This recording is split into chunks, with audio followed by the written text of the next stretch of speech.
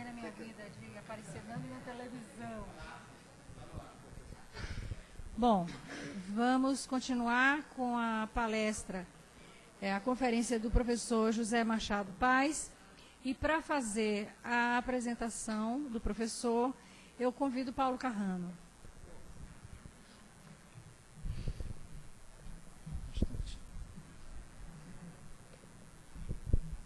Sônia, a deferência é muito grande. Vou ser rápido, porque vocês querem ouvir o Machado, mas mereceria falar um pouco mais sobre ele. Quem estuda a juventude, leia Machado Paz. Essa é a sentença, né? Quer dizer, simples assim, né? Quem estuda a juventude, lê Zé Machado Paz, como lê outros autores também. Mas Zé Machado Paz é uma das referências mundiais do tema da juventude, né? Na comunidade europeia tem sido uma figura frequentemente requisitada para os inquéritos internacionais. Em Portugal, coordenou até recentemente o Observatório da Juventude, tem sido referência para outros observatórios também.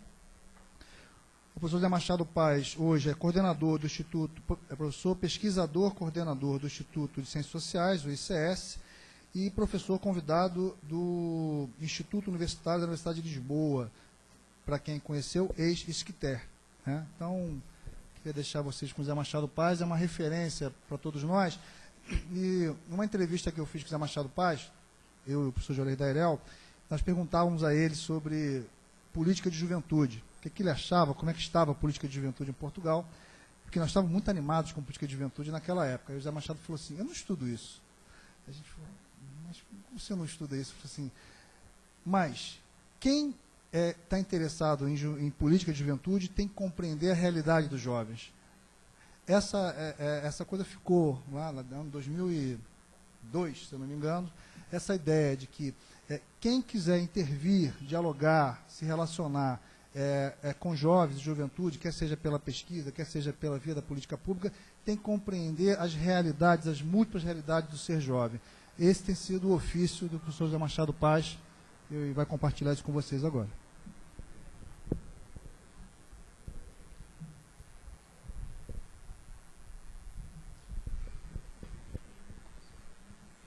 Obrigado, Paulo Carrano.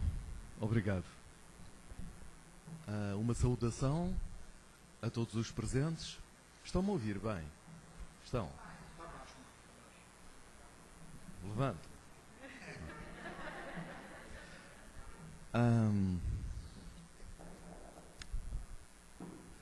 Eu falo baixo, estou mesmo com uma baixa depressão pelo calor.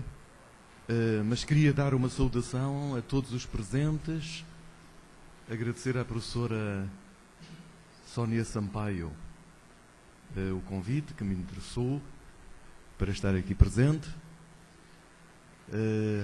professora Nilda, a toda a comissão organizadora que se envolveu, portanto, nesta iniciativa. Dizer-vos também do prazer que tive em ouvir comunicações muito interessantes ao longo do dia,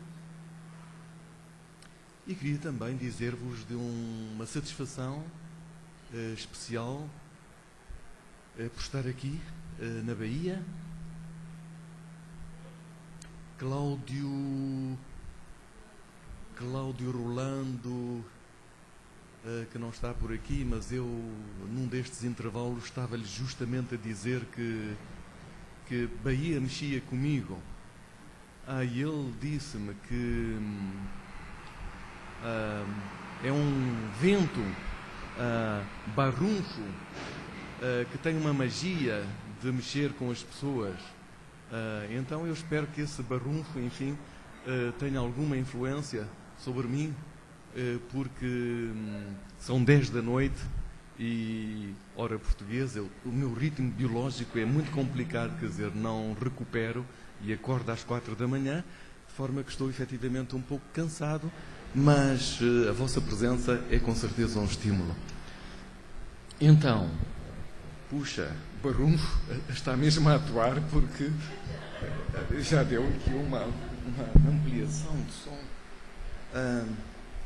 Bom, nesta minha intervenção, equaciono uma problemática central, que é a da mudança social. E nesta equação da mudança social, dificilmente podemos prescindir de duas variáveis, as quais vou fazer saltar para essa equação. Uma é a variável das relações geracionais. Outra é a variável das relações de género. Todo o curso histórico evolui de acordo com prevalências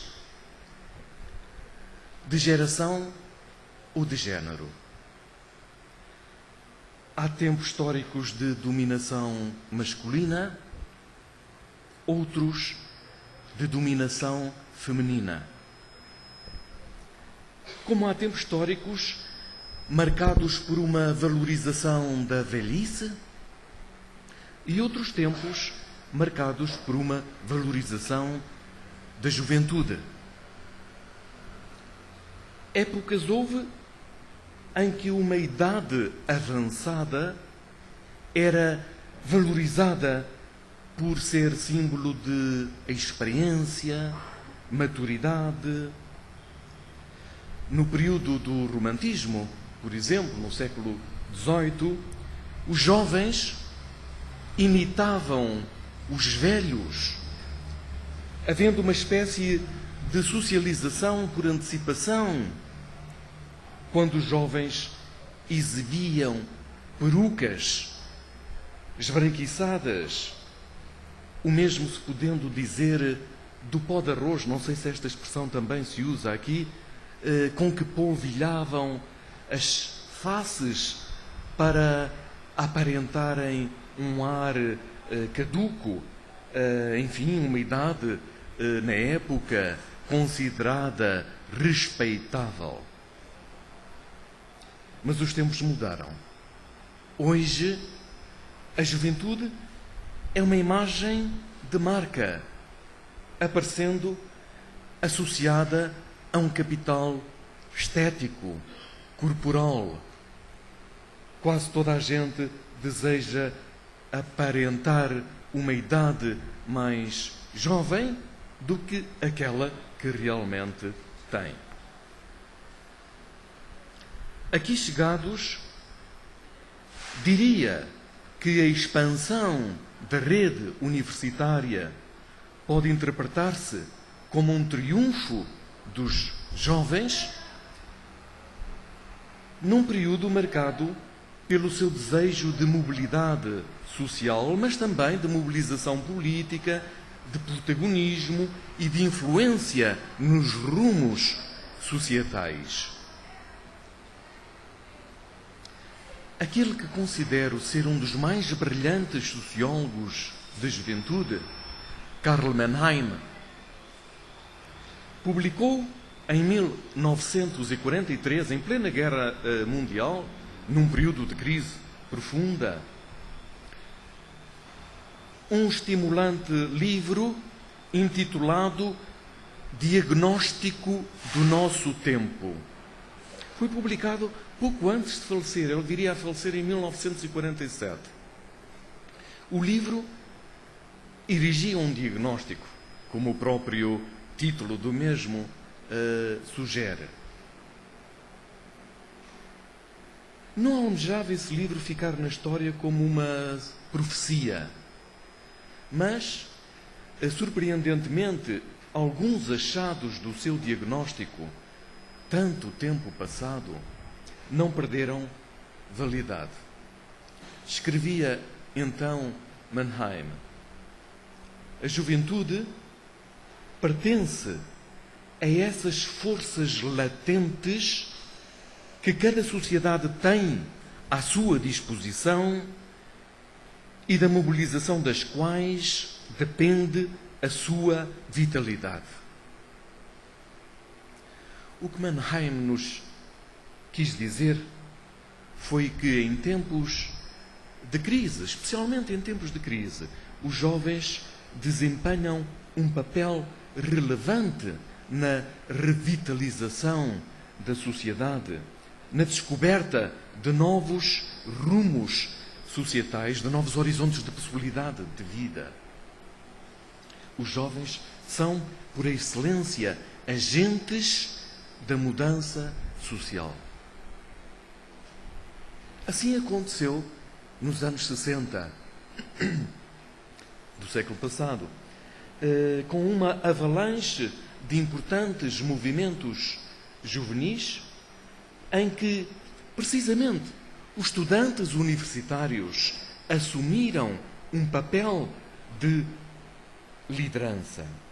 Basta recordar as mobilizações estudantis de Paris a Roma, passando por Varsóvia, Praga, Berlim, Madrid e, em Portugal, Lisboa e Coimbra. Facto surpreendente foi o desses movimentos terem ocorrido espontaneamente em diferentes contextos políticos, económicos, sociais, geográficos. Em finais de março de 1968, Edgar Morin, numa célebre conferência que fez em Milão, Protesta e Participazione nella Gioventù in Europa, formulou uma hipótese interessante para explicar essa coincidência. Os traços comuns de um devir histórico teriam provocado isomorfismos em nações tão distintas entre si. Entre esses traços comuns, um deles sobressaía: a presença e liderança desses movimentos por parte de jovens universitários. De facto, Morin chamava-nos a atenção para uma acentuada peninsularização universitária, até pelo facto das próprias universidades ficarem, digamos, relegadas para a periferia, porque havia justamente essa ideia de que os estudantes universitários eram muito propensos à agitação social e dessa forma se controlavam melhor. Isso aconteceu, por exemplo, em Lisboa, em Madrid, a Universidade Complutense, na USP também, não é? E outras universidades. Nas universidades, como dizia, os jovens contestavam os valores dominantes da sociedade, ao mesmo tempo que reivindicavam direitos de participação cívica, política, até então apenas reservados aos adultos. Foi deste caldo de cultura que o mundo estudantil então constituía que emergiram as correntes juvenis contestatárias. Com jovens universitários, repito, numa posição de liderança. Deixem-me propor-vos uma viagem à crise de 69 e tomando, enfim, como exemplo o da Universidade Portuguesa, que é o caso que melhor conheço e acompanhei. O que os jovens universitários defendiam era, na realidade, a democratização da universidade e, com ela, a democratização do país, que vivia numa ditadura há mais de 40 anos.